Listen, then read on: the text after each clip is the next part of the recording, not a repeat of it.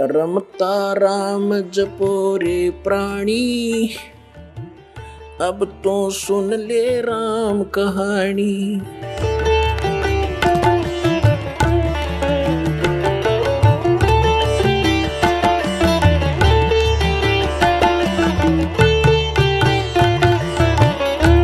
अपने आत्माओं, गरीबदास साहिब जी की वाणी में परमात्मा ने ऐसा मिश्रण करवा दिया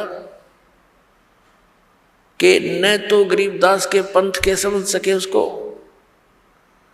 और उस मिश्रण के बिना वो वाणी सुरक्षित नहीं रह सके थी। कहीं पर तो गरीबदास जी ने राम और कृष्ण की महिमा सुना दी ताकि ये भोली आत्मा राम और कृष्ण पर आरूढ़ है, इसी आधार से इस वाणी को सुरक्षित रखें। यदि ये एकली कुनीन डाल देते तो कोई नहीं ग्रहण करता। तो जिस कारण से गरीबदास पंथ के पंथियों ने गरीबदास साहिब जी को विष्णु जी का अवतार मान लिया, उस ज्ञान को ना समझकर उनकी वाणी से अपरिचित जितने भी गरीबदास जी के जो संत बने हुए हैं या उनके पंथी हैं, अनुयायी हैं, गरीबदास जी कहलाते हैं, एक मेरे पूज्य गुरुदेव जी को छोड़कर उस पूरे गरीबदास पंथ में किसी के पास ये मार्ग नहीं। और ये परमात्मा ने एक सुनियोजित तरीके से यहाँ तक पहुँचाया। हमारे जो गरीबदास जी के बाद सीधे जो शिष्य बने उनके शीतलदास जी थे, गाँव बराना के अंदर उनका आज भी आश्रम है छोटा सा। उनको गरीबदास जी ने विशेष हिदायत दे दी थी कि ये मंत्र तू जाप कर, केवल एक सुयोग शिष्य जिसको मैं संकेत दूंगा उसको बताना। तो गरीबदास जी ने स्वप्न में उनको संकेत दिया और दूसरा उनका जो शिष्य अधिकारी था उसको बताया कि इसको देना और उसको यही बोल देना कि और किसी को नहीं बताएगा। ऐसे ही चलते चलते मेरे पूज्य गुरुदेव जी के पास ये केवल इस गरीबदास पंथ से एक ही कड़ी आई है, ये सत्कर मान लेना। और उन्होंने इस दास को फिर ये भेद दिया, ये ज्ञान दिया। मेरे पूज्य गुरुदेव जी के बहुत से शिष्य थे, कुछ साधु भी बने हुए थे, लाल कपड़े रंग कर भी रहते थे। उनको भी आदेश नहीं दिया नाम देने का, केवल इस दास को। दास तो एक सर्विस करता था, यही था मैं इस हरियाणा के अंदर इस नहर महकमे के अंदर।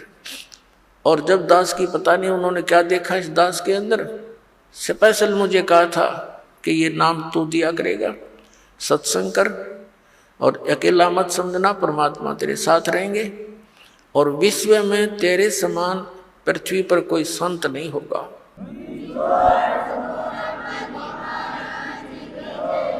उस समय मेरे पूज्य गुरुदेव जी की आयु लगभग 105 वर्ष की थी। और कहते हैं साध वचन पलटे नहीं, चाहे पलट जावा ब्रह्मांड। तो पुण्यात्माओं, ऐसे इस अनमोल ज्ञान को सुरक्षित रखा गया था। तो गरीबदास साहिब जी को कहा था, बेटा आप जाइए और प्रचार कीजिए मेरी वाणी का, और ऐसे इसको गुप्त रखना, तो स्वयं जाप करना इस मंत्र का, अन्य किसी को। उस कबीर परमात्मा ने भी यही कहा था कि एक सुयोग्य से तुझे संकेत करूंगा, उसी को देना। तो ऐसे संकेत होते होते ये मेरे पूज्य गुरुदेव जी तक पहुंचा, उससे इस दास को प्राप्त हुआ। और सन 1997 में मार्च के अंदर फाल्गुन सुदी एकम को परमात्मा ने इस दास को कुछ समय के लिए दर्श दिए और कहा कि अब इस सतनाम और सारनाम को कर दे सार्वजनिक, समय आ गया बेटा। पुनः तो